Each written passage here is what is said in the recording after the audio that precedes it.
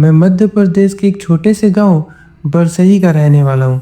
यहाँ पर रात बहुत जल्दी हो जाती है और कहानियाँ देर तक चलती है। मेरी माँ हमेशा एक बात कहती थी कि सूरज ढलने के बाद बाग वाले रास्ते से मत आना।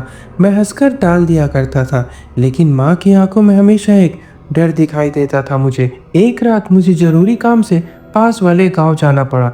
लौटते वक्त रात के 9:30 बज चुके थे। मेरे पास दो रास्ते थे, एक लंबा लेकिन सुरक्षित रास्ता और एक शॉर्टकट, वही बाग वाला रास्ता जिसके बारे में माँ हमेशा बताया करती थी। मैंने शॉर्टकट चुना, माँ की चेतावनी को अनसुना करके।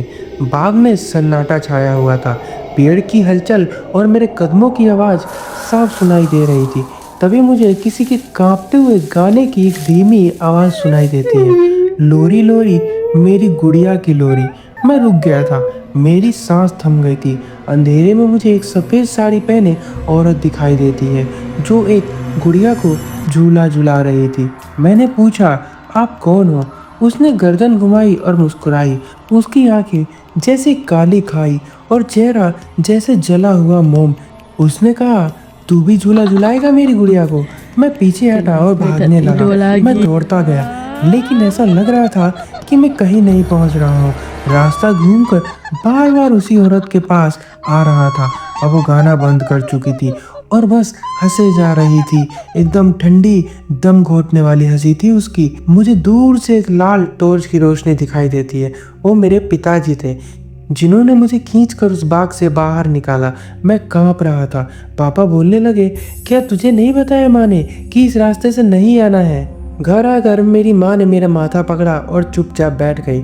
फिर उन्होंने कहा, तू ठीक है? लेकिन जिस औरत को तूने देखा वो मेरी बहन थी। मैं सन्न रह गया ये सुनकर। माँ बताती है कि उनकी बहन सीमा 20 साल पहले उसी बाग में गुड़िया के लिए लड़ते हुए कुएं में गिरकर मर गई थी।